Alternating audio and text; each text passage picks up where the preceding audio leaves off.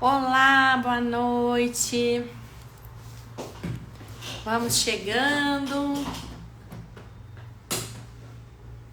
Olá. Vamos. Chegando por aqui. Ó, já vou colocar. Agora vou colocar também a Cíntia. Deixa eu ver aqui. Peraí. Geis entrou. Eba!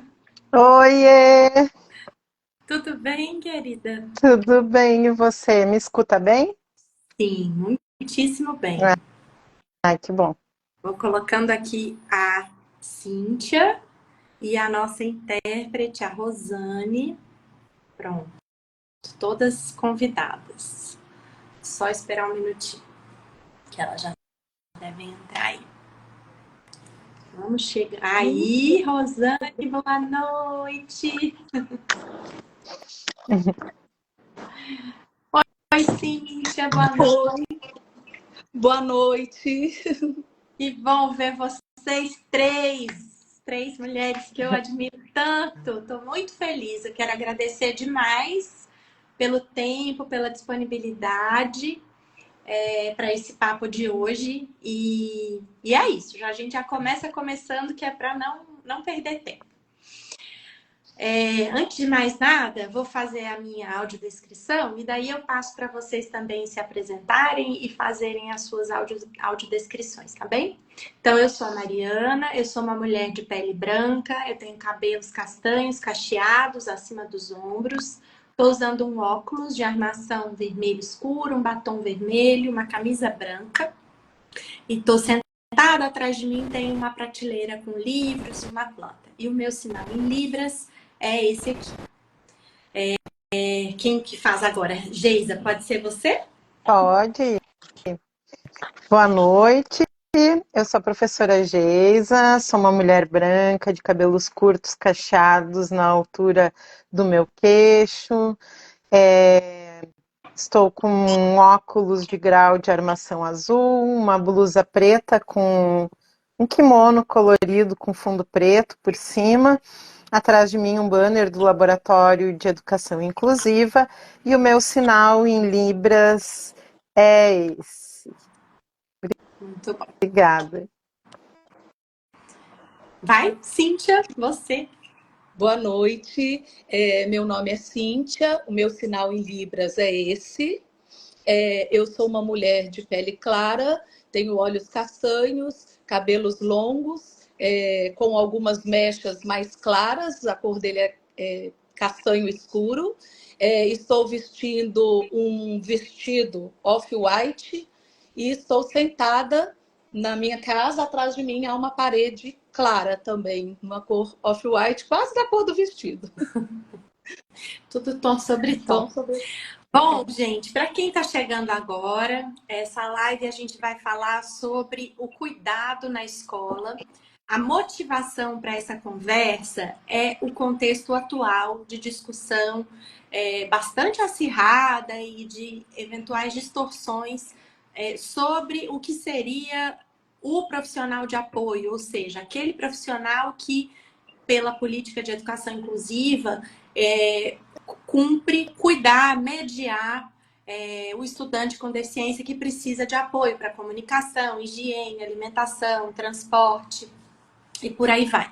Está tendo uma série de discussões sobre isso, desde um parecer do CNE, o parecer 50, e também no lastro de mais de 20 projetos de lei que tentam implementar o assistente terapêutico nas escolas, então já colocam a palavra terapêutico colada à ideia de um assistente que seria um assistente pessoal, ou um acompanhante, ou um cuidador. Então, a gente vai colocar a palavra terapêutico, não por acaso, porque a ideia é que esse assistente implemente uma abordagem específica comportamental, que estão chamando de baseada em evidências e, com isso, aniquilando a possibilidade de debate, como se a ciência reivindicasse para si o ponto pacífico ou o encerramento da discussão, quando ciência é justamente o oposto disso.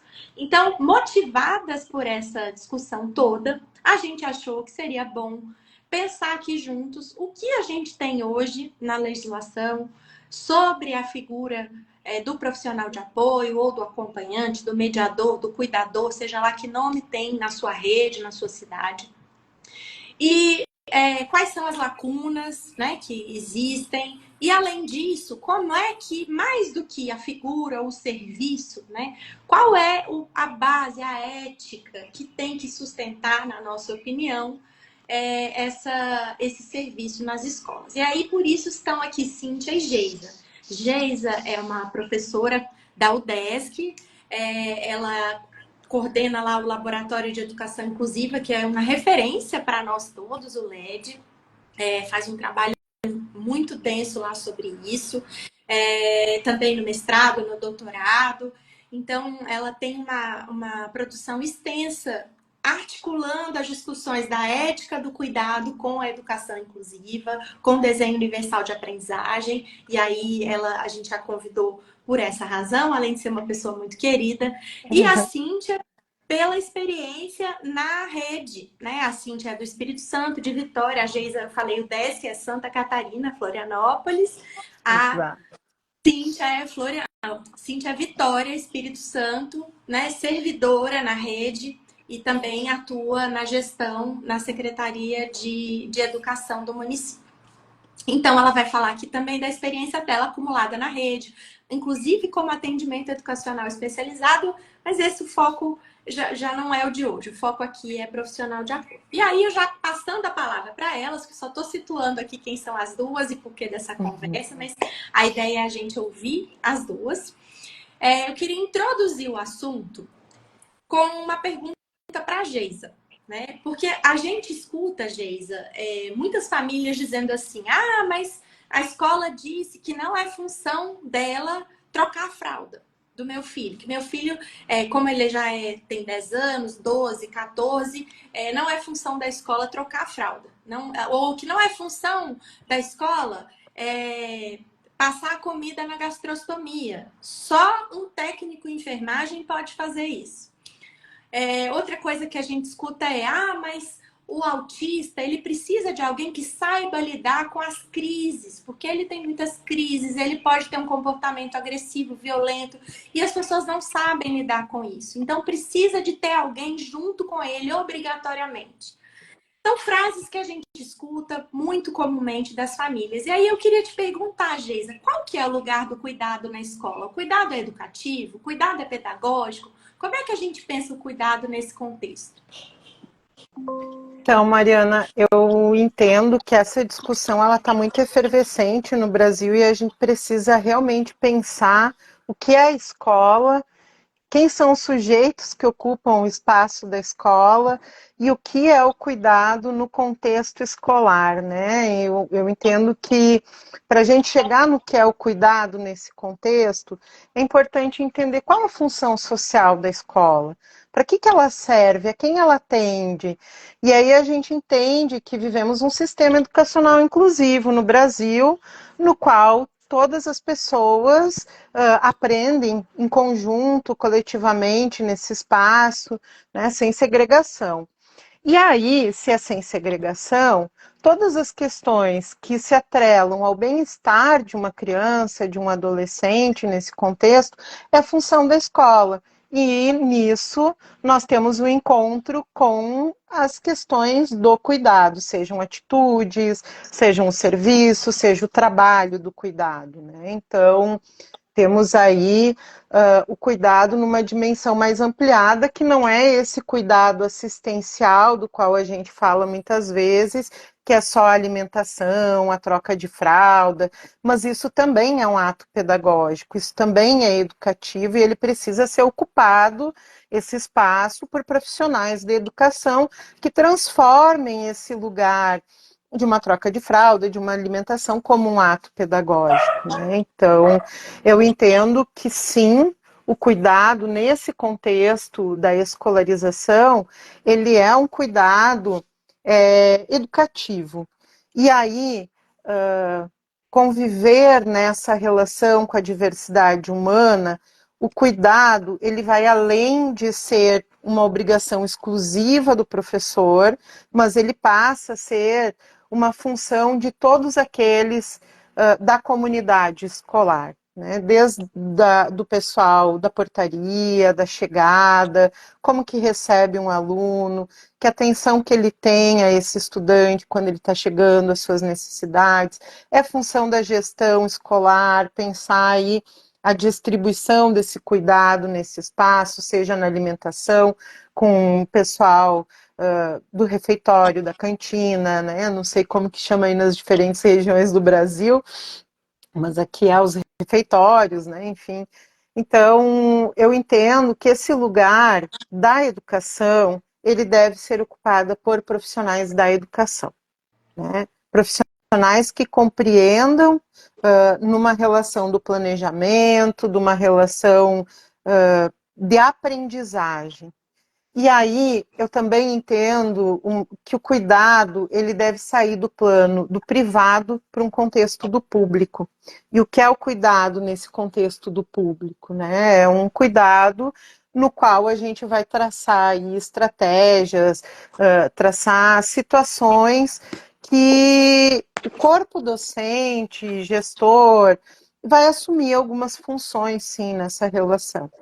E crianças com deficiência que precisam de uma alimentação por gastro, né? Ou precisam, inclusive, uma troca de fralda, ou não uma troca de fralda, mas a limpeza, quando tem uma... não necessariamente uso de fralda, mas me fugiu a palavra, Mari, me ajuda, quando tem uma não, é sonda de fezes, urina, também é uma relação que é nesse contexto que precisa ser aprendido junto, né? Talvez com uma rede de apoio. Vejam, o campo biomédico, ele ocupou muito o espaço do pedagógico, ele ditou muito tempo o que é do campo do pedagógico. E nós, enquanto profissionais da educação, precisamos assumir esse lugar do pedagógico, né? Assumir essa relação, e isso não é desconsiderar os apoios de uma rede de apoio. Muitas escolas têm uma relação com profissionais da saúde para instrumentalizar os professores para fazer alguns suportes e apoios necessários. Mas isso não é a presença de um atendente terapêutico, isso é uma formação de uma rede de apoio para uma perspectiva inclusiva, do quais atores como enfermeiros, médicos e outros profissionais podem estar atuando de uma maneira a contribuir com o pedagógico, mas não ocupar o lugar do pedagógico, né? Então, entendo que a gente precisa fortalecer essas redes de apoio para pensar essa perspectiva inclusiva, para apoiar os docentes, mas pensar uma ética do cuidado que vá além desse cuidado assistencial, né? Uma ética, adoção de uma ética do cuidado que atravesse o planejamento do professor, que essas relações possam ser já antecipadas, né, no planejamento, no fazer docente. E aí, algo que eu gosto de registrar é que muitos de nós pensam um contexto escolar sem a presença de pessoas com deficiência. E nós precisamos tirar esse contexto, né? Precisamos entender, pressupor sempre a presença de pessoas com deficiência e aí, com as nossas ações no contexto escolar, pensar em remoção de barreiras, antecipar essa perspectiva do cuidado, apoiar estudantes. E como você ponderou, muitos estudantes, e não só estudantes autistas, muitos estudantes podem ter crises no contexto escolar, quando não se reconhecem nos recursos que são oferecidos, quando ele não se reconhece nessa perspectiva de um acolhimento ao seu modo de ser e estar nesse espaço escolar. E aí, quando um estudante apresenta uma situação de uma crise, a gente precisa entender o que disparou essa crise muito mais do que conter um estudante. A gente não tem que ter um profissional ali do lado contendo ele, né, não permitindo ele revelar aquilo que está incomodando, aquilo que está importunando, porque uma situação de crise revela para a gente, por exemplo, né, um estudante com uma hipersensibilidade sensorial, um barulho, um ruído, e aí esse ruído atrapalha o processo de bem-estar dele, e ele desperta uma situação que, eu não gosto do termo crise, né, mas que desperta uma situação nele, ali naquele contexto. Se o professor não estiver atento para compreender o que aconteceu, como que ele vai minimizar outras situações como aquela? Então, essas situações, elas devem despertar em nós esse olhar de antecipar essa remoção de situações. Então, aí entra o que é a ética do cuidado, né? Você estar atento no encontro com os sujeitos a pensar aí uma adequação desses espaços para que cada um possa ser e estar do seu jeitinho naquele contexto de escolarização. E eu tenho percebido que o atendente terapêutico nesse contexto não consegue ter essa perspicácia de entender todas essas relações que inibem uma aprendizagem, que podem colocar ele numa situação de diferenciação para excluir, não para incluir. Então, cabe a nós, educadores, assumirmos o nosso lugar, porque uma educação sem cuidado, será que pode ser chamada de educação? Ou uma escola que não valoriza a diferença humana e, a partir dessa diferença, prepara, planeja, organiza um espaço, como que nós vamos sustentar aí um futuro que cada um caiba nessa escola? Então, eu entendo que esse lugar é nosso. Não sei se respondi aí a questão. Muito, muito. Respondeu maravilhosamente bem, Geisa. E eu, sabe que eu fiquei te ouvindo e me lembrei de uma frase do Brecht, bastante conhecida, que diz mais ou menos assim: do rio que tudo arrasta, dizem que é violento, mas ninguém chama de violentas as margens que o comprimem. Me lembrei dessa citação por conta da compreensão do que ocasiona um determinado comportamento, por exemplo, de uma pessoa autista, e da incisiva, da pressa em incidir sobre esse comportamento, ao invés da gente pensar o ambiente, o que disparou esse comportamento e acolher a pessoa, né? E aí, fazendo o diálogo com você, eu queria chamar a Cíntia para trazer isso para as normativas e para a legislação, que as pessoas podem dizer, né? Eu fico aqui fazendo o papel do advogado do diabo na minha própria cabeça, né? Então as pessoas vão dizer, mas isso realmente é bonito, quem não quer isso? Mas na prática não é assim que acontece. Na prática a escola está sucateada e se não tiver uma pessoa lá, ele vai ficar no cantinho sozinho desenhando, então precisa de ter uma pessoa com ele, porque senão a gente está fingindo, brincando de inclusão como a política de 2008, como eu li numa matéria de jornal que saiu hoje, inclusive. Uma matéria não, um artigo de opinião.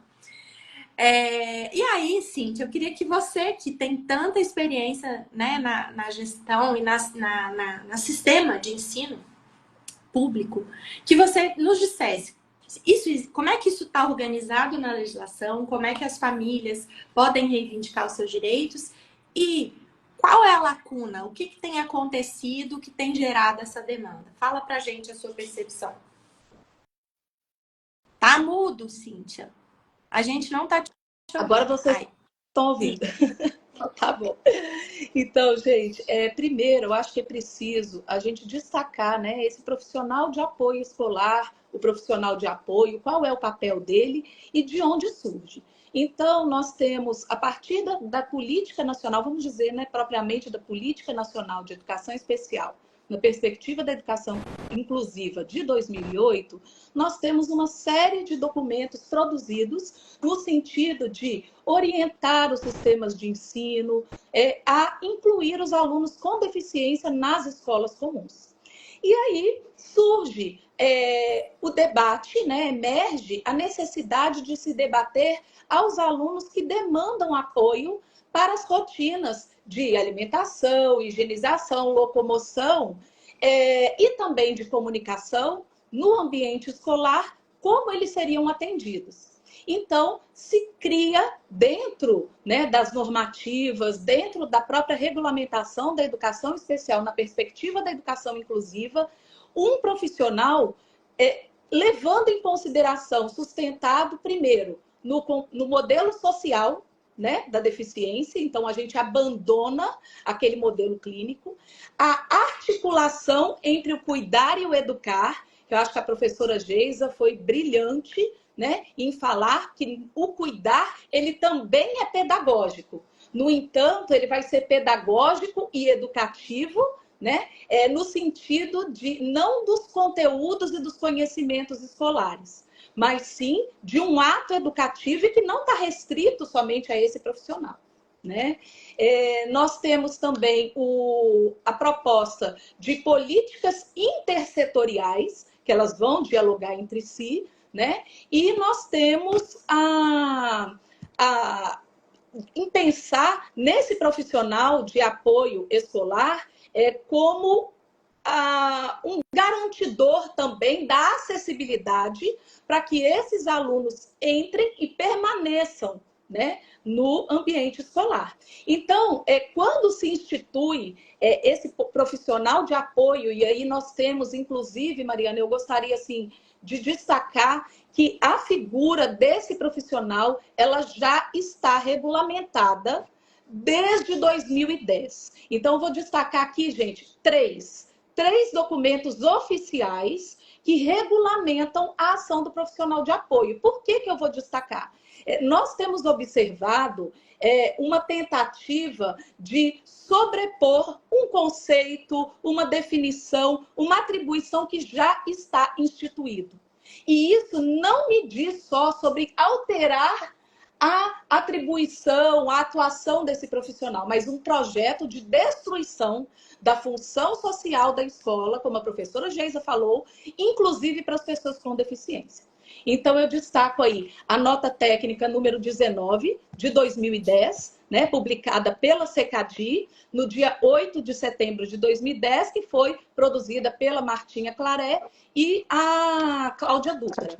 Então, essa nota, ela vai dizer quais são as atribuições desses profissionais, né, e restringe a cuidado com a saúde, né, a alimentação, a higienização, a locomoção e a comunicação desses estudantes. Destaca que não há uma atribuição pedagógica no sentido de produção de conhecimento, né?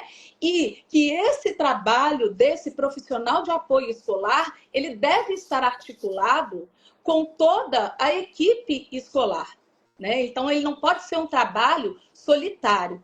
E aí coloca também que a designação ou a disponibilização desse profissional, ela se justifica quando a necessidade específica do estudante não for atendida no contexto geral dos cuidados para toda a turma.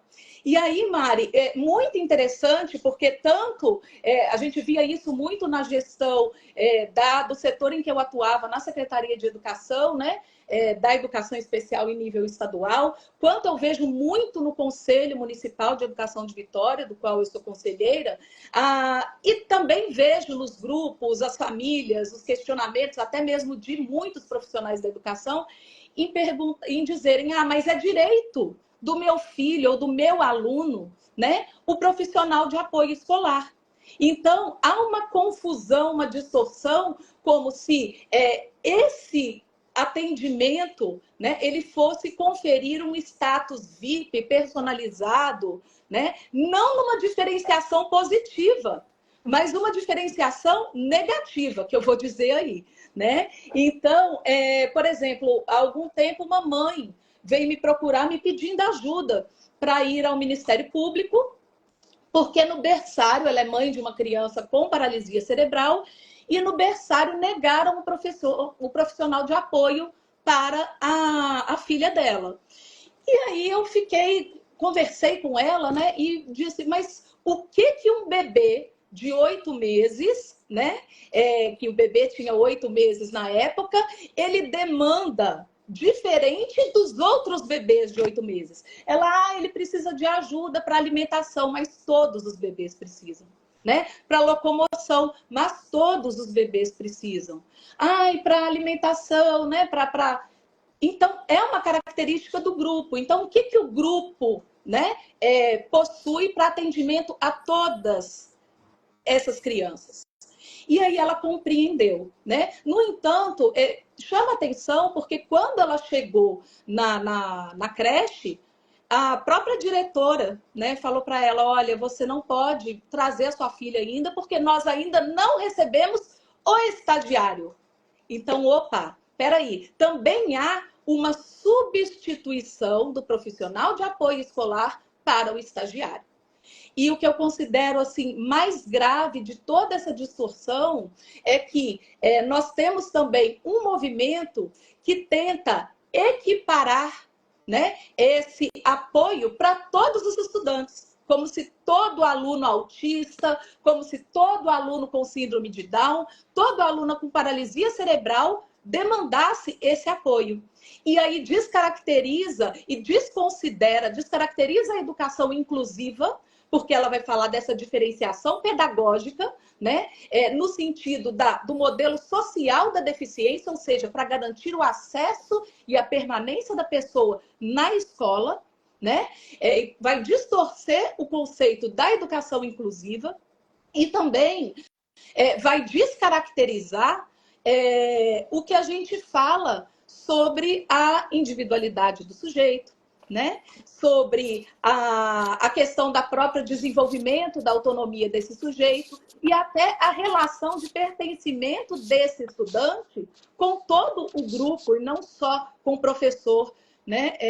Com o profissional de apoio escolar. E aí a gente observa também que, infelizmente, há uma confusão grande quando há uma transferência, muitas vezes, de forma equivocada, se solicita um para um. Então, cada aluno com deficiência tem que ter um profissional de apoio. Ou então, aqui na rede, tem que ser no máximo 2. Vamos criar portarias, vamos criar diretrizes, vamos criar tabelas e manuais. Para quê? Para colocar a relação de quantidade de alunos atendidos por profissional. E isso me causa um espanto tremendo. Porque se o princípio da educação especial, na perspectiva da educação inclusiva, é fazer uma diferenciação positiva a partir da eliminação de barreiras para cada indivíduo, eu não tenho como prever que numa escola que tem 70 alunos com deficiência, eu tenho que ter 35 profissionais de apoio. Né? Até porque, da mesma forma que o profissional de apoio escolar, ele pode garantir, né, a autonomia, sim, do aluno com deficiência naquele ambiente, né? Ele também pode impedir o desenvolvimento da autonomia se ele for disponibilizado ou ele estiver fazendo pelo aluno aquilo que ele tem condições de desenvolver. Então, essa análise ela tem que ser muito individualizada, ela tem que ser a partir daquele sujeito, das potencialidades daquele sujeito, né? Da realidade daquela escola, das condições de acessibilidade, do trabalho pedagógico que vai ser disponibilizado ali.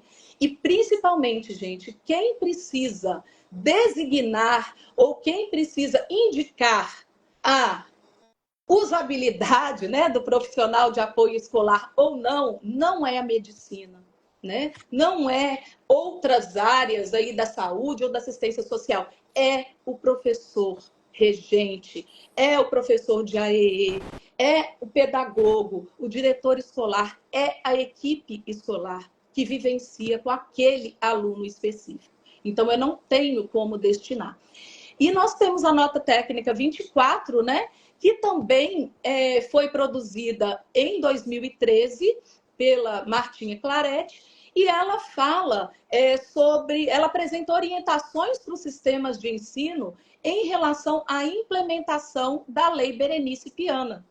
E ela fala justamente quem é esse profissional, né, de apoio escolar, quais são as atribuições dele, e traz também alguns princípios, vamos dizer, ou alguns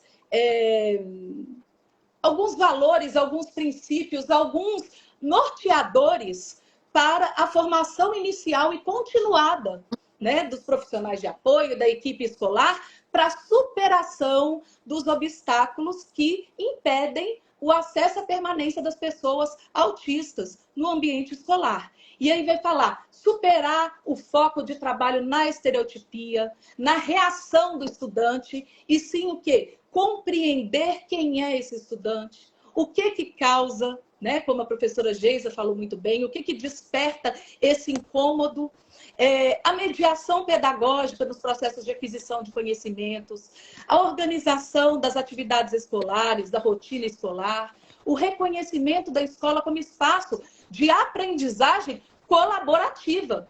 Então, isso principalmente me fala também que, embora o aluno tenha um profissional de apoio, ele não é o único responsável pelo cuidado ético, humano daquele sujeito, né? Porque o cuidado ele é compartilhado com todo mundo.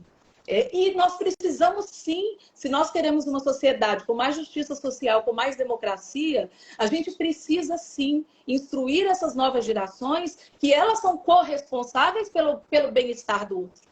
Quando a gente é adulta, a gente não vê uma pessoa com dificuldade de locomoção, né? Uma pessoa com uma deficiência visual, a gente não oferece ajuda. Olha, você precisa que eu pegue alguma coisa para você, né? Ou então a pessoa não te pede ou quer atravessar a rua, me ajuda. Então, por que a gente não constrói essa cultura dentro do ambiente escolar também? Por que eu estou dizendo isso?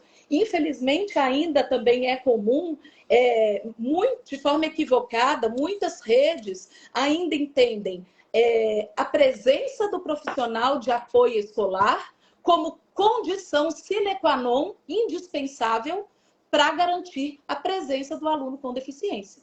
Então, se o profissional de apoio escolar falta, liga para a casa do aluno e fala, olha, não traz porque o cuidador, como é chamado, né, aqui no Espírito Santo, faltou.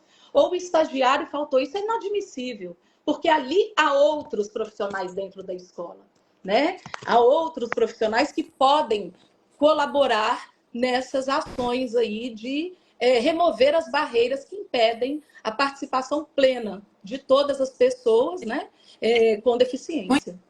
Muito bom, muito bom. Bom que você fez esse apanhado, esse resgate das normativas, né? E as pessoas estão falando, de 2008, de 2013, como se tivesse desatualizado, né? Na verdade, a gente teve um hiato imenso na aplicação dessas normativas desde 2016, agora que a gente está aí tentando retomar. E é importante também, Mari, destacar que essas notas, infelizmente, quando houve a dissolução da CECADI no governo federal na gestão passada, elas foram retiradas do ar. Então, as pessoas falam que não existe e existe. E está desatualizada. A lei é de 2008. A LBI é de 2015. A Lei Berenice Piana, em que as pessoas, muitas vezes, de forma equivocada, elas defendem uma outra atribuição para o profissional de apoio, ela é de 2012. Sim. Então, essas notas, elas são muito pertinentes e necessárias, a gente precisa resgatar, né, para que a gente não fragilize o imperativo da inclusão. Perfeito. Eu queria voltar aqui para a Geisa. A gente tem mais 30 minutos de live, tá? Então, vou dizer para vocês organizarem o tempo a partir dessa informação. Mas queria voltar para a Geisa, porque eu fico pensando, né, Geisa, como é que, diante desse cenário que a gente passou quase 6, 7 anos de sucateamento, não foi só de suspensão, não, foi de de sucateamento dos programas voltados à implementação da perspectiva inclusiva na escola. E agora a gente retomando, mas com esse ato tão grande, ainda colhendo os efeitos do próprio decreto 10.502, né? Então, assim, um momento difícil. Como é que a gente pode sustentar o cuidado na perspectiva emancipatória diante da precariedade das condições de trabalho dos professores das escolas brasileiras? Porque o que a gente escuta também é as pessoas dizendo assim, muito lindo isso, mas vai demorar para a gente chegar lá. E o que eu faço hoje? Qual que é a providência que eu tomo hoje? Então, assim, hoje é melhor pôr um AT na escola, sabe? Eu queria que a gente pensasse junto aqui qual é a cilada dessa crença e o que a gente pode fazer para reverter isso? Bom, não é segredo que realmente a gente teve cortes no investimento na educação e eu acho que a crítica que tem que ser posta é essa. Porque a escola ela não tem que ser boa para alguns, a escola tem que ser boa para todos. E aí, se a escola tem que ser boa para todos, a gente tem que cuidar muito bem qual a crítica que a gente faz sobre o movimento inclusivo, né? Então, muitas vezes vem a crítica aí, o estudante com deficiência está ocupando esse espaço, ele não tem o profissional do apoio. Entretanto, a gente não faz a crítica sobre construir escolas com salas que caibam um número menor de estudantes para que o professor tenha qualidade no seu processo de ensino. A gente não faz a crítica sobre obras faraônicas que estão sendo produzidas aí e que as crianças nem se encontram no espaço dessa escola. Então, eu entendo que começa por aí, a gente sabendo qual crítica fazer para que a gente tenha uma escola que seja boa para todos e não para alguns. Também entendo que quando a gente determina um sujeito de cuidado para um estudante, não que isso não seja importante, gente, não me entendam mal, nós temos, bem como a professora também colocou, situações que crianças carecem desse apoio, seja de um auxiliar, não sei a terminologia utilizada, mas que não é do campo da saúde, que é do campo da educação. Sim, muitas crianças precisam desse apoio. Entretanto, quando uma criança fica exclusivamente na mão de um auxiliar, bem como foi ponderado que esse auxiliar falta, essa criança não é para vir para a escola, a gente está dizendo, a gente está informando as demais crianças, né, que existe um espaço escolar que é feito para alguns, que não é feito para outros. E isso é uma informação que é muito séria, porque a gente está dizendo que existe um mundo que cabe em algumas pessoas e outras não cabem nesse mundo. Então, eu entendo que o cuidado, né, essa ética do cuidado, ela propicia, sim, um encontro de sujeitos que vão se constituir nessa relação de uma forma mais potente. E ele é emancipador. E aí pensar nisso é pensar também em algo que a gente vem discutindo muito, né, Mari? Tanto no grupo do LED, quanto no grupo do NED, que é o Núcleo de Estudos da Deficiência, aqui, que é um grande parceiro nosso, que é a questão do acesso coletivo. De pensar esse encontro com o sujeito e na relação com esse sujeito, no contexto com a turma, pensar a produção desse acesso coletivo. Você traz muito a questão do estudante autista, e isso vem ao encontro aí da necessidade que a gente está tendo de discutir essa relação do atendente terapêutico. Mas vamos pensar, se as demais crianças da sala não são informadas sobre as necessidades, sobre as questões que podem provocar uma alteração do comportamento, que podem afastar esse estudante do seu processo de aprendizagem, como que essas crianças, esses jovens vão poder auxiliar a relação do cuidado? E aí entra isso que a gente fala que é o acesso coletivo. Então, eu tenho percebido, embora eu ocupe um espaço na universidade, eu sou professora de estágio, eu vou para dentro das escolas, eu oriento dentro do programa de mestrado profissional em educação inclusiva, que são professores atuando em escolas. Então, essa realidade da escola está muito presente com a gente, né? Comigo nessas relações que eu tenho estabelecido. E eu tenho percebido que quando as crianças são informadas de uma maneira honesta né? Olha, fulano é autista, o barulho é um problema, porque ele vai trazer situações de desconforto. Se a criança é informada, a turma regula também algumas situações do comportamento para apoiar esse colega. Agora, se a gente não produzir essa relação enquanto docentes que faz a mediação nesse contexto, nós vamos produzir relações de exclusão. Então, muito daquilo do que o professor faz nesse contexto transforma, né, de uma maneira positiva para incluir ou de uma maneira negativa para excluir. E aí a gente percebe que sim, quando há uma relação de compreensão, de que toda a turma sabe sobre aquele estudante, todos vão contribuir com isso. Tive uma estudante, o trabalho dela assim, foi muito bacana, que é a Bruna. Um beijo, Bruna. A Bruna foi para dentro das escolas entender quais foram as situações de sucesso na escolarização de crianças autistas. E aí ela traz para dentro da dissertação dela que muito do que foi feito, que produziu efeitos positivos na aprendizagem, vem das atitudes do cuidado, né? Muitas delas. Então, eu vi até aqui pelo chat alguém falando, mas se um aluno está se mordendo. Nós tivemos uma situação de um estudante que se mordia muito. E a professora entendeu que isso era uma necessidade de autorregulação. Só que qual era o foco que tinha que ser revisto? O que ele mordia. Né? Então, passou-se a adotar, dentro do espaço da sala de aula, um mordedor. Sim, por que não? Como um recurso de apoio de autorregulação.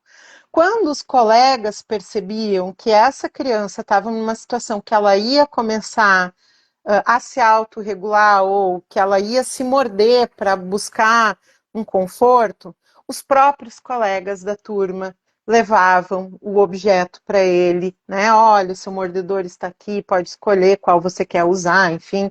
Né? Então, isso é a produção do acesso coletivo, que também transversaliza e deve transversalizar o espaço escolar, porque aí eu entro também numa questão que eu gosto muito dos princípios da justiça defisa, que é a sustentabilidade, né? Eu acho que é um dos itens assim que a gente deve refletir muito. Eu ajo hoje localmente para sustentar uma relação posterior, para sustentar uma sociedade que compreenda e valorize essas diferenças.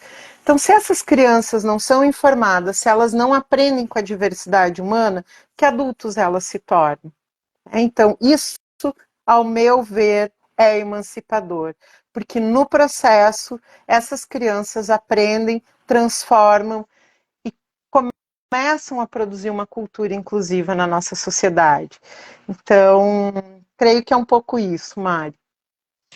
Maravilhosa. Ai, é tão bom ouvir você falar da justiça defisa, do acesso coletivo, que são conceitos produzidos no âmbito dos estudos da deficiência, né? Eu queria destacar isso porque enquanto algumas pessoas ainda insistem numa ideia da década de 70 de beber no modelo biomédico para alimentar as perspectivas e ideias sobre educação, você traz aqui a outra perspectiva, né? Vamos beber ali nos estudos da deficiência, produzidos muitas vezes por pessoas com deficiência, para a gente pensar e repensar e alejar a educação, né? Como a gente gosta de dizer. E aqui não é uma posição essencialista, né? Não é só a pessoa com deficiência que produz estudos anticapacitistas. Aliás, tem muitas pessoas com deficiência que também reproduzem capacitismo, mas é a gente valorizar os saberes que são produzidos também desde esse lugar. Bom, a gente tem mais 15 minutinhos, então passar para a Cíntia e depois a gente volta para as considerações finais. Cíntia, eu queria botar no fogo aqui também uma frase que a gente tem ouvido muito nesses últimos tempos, que é assim: o AT está para o estudante autista, assim como a cadeira de rodas está para o estudante que tem deficiência física. Comente, Cíntia. Tá mudo, tá mutado o seu microfone. Olha, essa é uma afirmativa que me causa, assim, não é medo, não é pânico, né? Porque ela nos revela muito mais sobre quem diz, sobre o que está se, né, do que do próprio aluno. Primeiro, quem é esse aluno autista? Quem é essa pessoa, né, que nós estamos falando? Como se todos os alunos autistas fossem iguais, como se todas as pessoas com deficiência fossem iguais, né? E o que a gente pretende quando a gente diz, olha, o AT, né, está para o aluno autista como a cadeira de rodas, né, para a pessoa com deficiência física. E também me diz que toda pessoa com deficiência física usa cadeira de rodas, né? Ou seja, a gente tenta padronizar a deficiência, tenta padronizar como se fosse um tipo de gente. A Mariana fala isso, eu gosto muito. As pessoas com deficiência são pessoas. Elas não são um tipo de gente, elas são gente, né? Então, quem é? Quais são as demandas desse aluno com deficiência? Em que momentos que ele vai precisar de um apoio, né, profissional que não é terapêutico dentro do ambiente escolar, né? Quais são os reais interesses quando a gente diz que todo aluno autista vai precisar de um atendente terapêutico? E quem que lucra com isso? Quem ganha com isso? Porque não é padronizando, generalizando pessoas e distorcendo o princípio da educação especial na perspectiva inclusiva, né? Se afastando do modelo social de deficiência, se afastando da proposta de uma diferenciação positiva, que nós vamos garantir a inclusão e o reconhecimento da diversidade como potência de vida e como uma condição humana, e não um defeito a ser corrigido, né? Então, a gente tem aí também o resgate de um modelo biomédico, né? Um modelo clínico que já está superado. Como se as pessoas com deficiência, para estarem no ambiente escolar, elas precisassem de muita terapia, ou elas precisassem de corrigir os seus defeitos, ou elas precisassem de alguém atrás delas o tempo todo, né? Para dizer o que pode, o que não pode fazer, como que deve andar, como não deve andar, como ela deve se alimentar e como ela não deve se alimentar. Ou seja, condicionando o comportamento dessas pessoas dentro do ambiente escolar. E aí me fala, sim, sobre um projeto de destruição da educação para as pessoas com deficiência. Nós escutamos muito, né? Infelizmente, é muito comum ainda dizer: ah, mas esse aluno não devia estar na escola, ele devia estar na terapia, ele precisa de tratamento, ele não precisa de educação. O que a educação vai mudar na vida dessa pessoa? Né? E a gente esquece que a função social da escola é a humanização, por meio da apropriação dos conhecimentos, dos saberes produzidos pelos homens e pelas mulheres ao longo das histórias de todos os tempos, de todos os mundos, né? A gente estar em comunidade para que a gente possa viver em comunidade. É a gente vivenciar a democracia para que a gente possa viver a democracia. E se a gente diz que um atendente terapêutico ele é indispensável, né, para o aluno com deficiência dentro do ambiente escolar, eu estou dizendo que os professores não são capazes de fazer o papel deles, que é ensinar todas as pessoas. Eu estou dizendo que a educação ela não tem possibilidade de promover as transformações sociais profundas, né, na vida de todas as pessoas, que também inclui as pessoas com deficiência. Eu estou falando que a escola, ela não é para todos. Porque se ela deixa de caber uma pessoa, ela deixa de ser uma escola democrática. E aí a gente pergunta, né, quem é que cabe nesse todos? Quando a gente fala a escola é para todos, a educação é para todos. Qual que é seu conceito de todos? Então, essa afirmação ela tem que ser vista com muita cautela, com muito cuidado, e ela precisa, de certa forma, ser combatida, né? Porque ela não está nos ajudando em relação à inclusão escolar. Maravilhoso. Muito bom, Cíntia. Olha, eu vou ler aqui alguns comentários, para a gente não deixar passar e aí eu venho para comentarem de... Bom, a T tira o lugar do autista, de estudante, e dá o lugar de paciente. Peraí, que eu acho que eu li no lugar errado. Deixa eu voltar mais. Peraí. Ai, meu Deus. Aguenta aí, gente. Vai deixando comentário aí. Que agora... Aqui, ó. Cheguei. Aqui no Espírito Santo, as particularidades das pessoas com deficiência estão sendo muito complicadas. As mães que precisam têm de judicializar. Bom, aí também tem um pouco isso que você falou, né, Cíntia? Entender o que a mãe está entendendo, que é a sua particularidade, que é seu direito, qual é a perspectiva da educação, né? Inclusive, só no papel. Infelizmente, a LBI é pouco conhecida dentro das próprias secretarias de educação especial, disse a Sueli. Rede de apoio para uma perspectiva inclusiva. A Natália escreveu: Geisa, eu acho precioso isso que você falou, Natália Meneghini. Acho precioso isso que você falou sobre retomarmos a perspectiva de comunidade escolar, de comum. Um modo de cuidar, educar e ensinar numa responsabilidade compartilhada. A Rita comentou: aí deixa o aluno bater, morder no momento de crise? A Geisa mesmo já respondeu isso. Educação sem inclusão é educação? Deixa eu ver o que mais. Meu filho tem um assistente que o acompanha e os dois vão juntos para o cantinho. Oh, meu Deus, que tristeza. A Liege, ainda presa em duas partes da fala da Geisa. Qual é a sociedade que queremos? A partir dessa pergunta, questionar como uma escola pode não considerar, por antecipação, a presença de um aluno com deficiência. Depois, deixa eu ver aqui o que mais. A Natália Meneghini. Essa é uma questão importante, orientativa e ética. Quando o profissional de apoio é ponte e quando ele se torna muro. Por isso, precisa sempre ser revista a necessidade. É verdade, bem lembrado, Natália. Não é algo estanque, né? Essa necessidade vai ser revista periodicamente ali na interlocução entre o professor regente e o professor de AE. Aconteceu muitas vezes isso com o meu filho, deve ter sido em algum momento. Deixa eu ver aqui, que tinha uma outra fala da Liege que eu queria ler. A Sueli escreveu: na verdade, todos os profissionais da área da educação deveriam receber reciclagem sobre as normativas e leis que envolvem as pessoas com deficiência.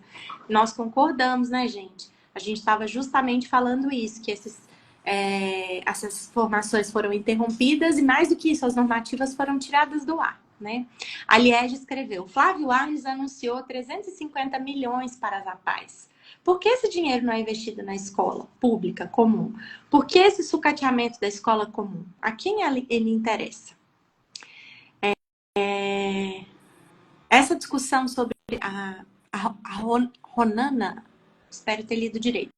Essa discussão sobre as modificações da organização da educação como um todo devem ter essa perspectiva inclusiva. Escolas e modelos que defendam escolas e modelos que atendam a essas demandas precisam ser repensados também, sem dúvida.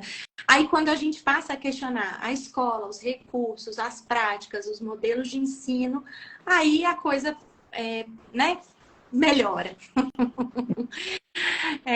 Nós mães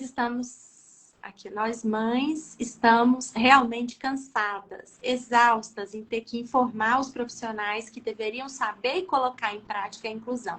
Então, nossa vida se resume em denúncias e mais denúncias no Ministério Público, disse a Sueli. É exaustivo mesmo, Sueli.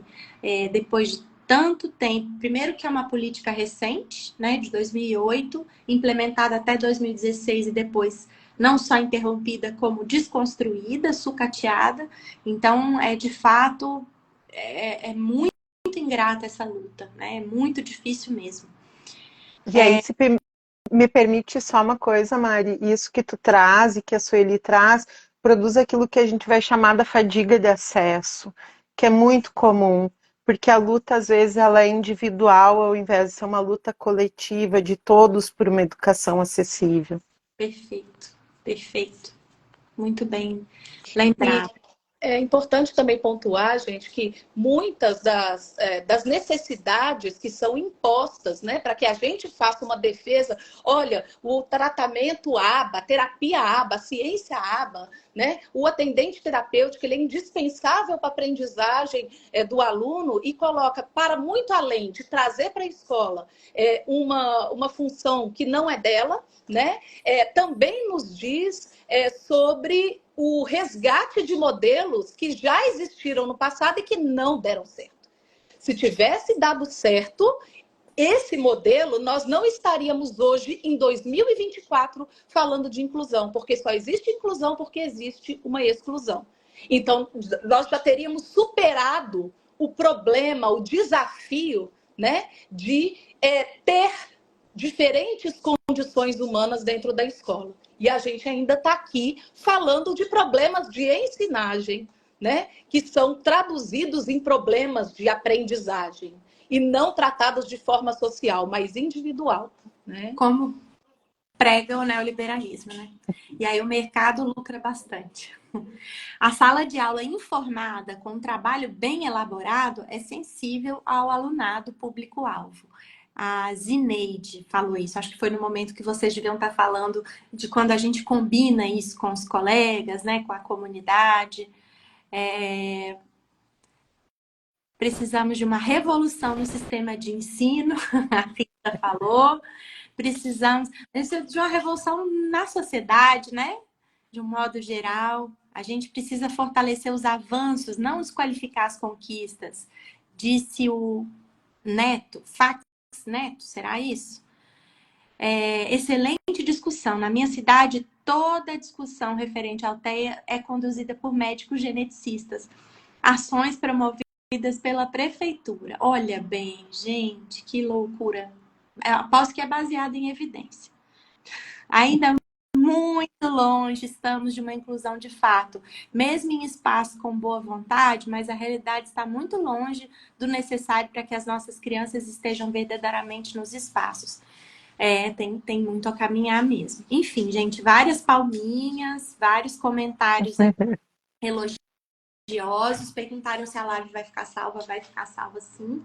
Então, queria deixar aí uns 5 minutinhos finais para cada uma fazer mensagens finais, talvez se vocês queiram, se quiserem indicar livro, leitura, filme, ou uma mensagem pelo dia de hoje, que a Adri Torres até escreveu aqui. Ela tinha escrito antes, eu perdi, mas ela falou alguma coisa sobre... Ai, eu perdi, Adriana, você falou sobre Autism Speaks, que fala alguma coisa sobre o dia de hoje. Enfim, eu perdi. Mas ela comentou aqui de novo agora, Adri. Ela escreveu: fiquem de olho nos centros especializados em autismo. Mesma lógica médica. É verdade. Temos aqui, inclusive em Minas, né, Adriana? Um deputado trabalhando bastante nisso. Liege escreveu: Geisa e Cíntia, vocês foram brilhantes. Muito obrigada. Vocês aí, as falas, a fala de fechamento.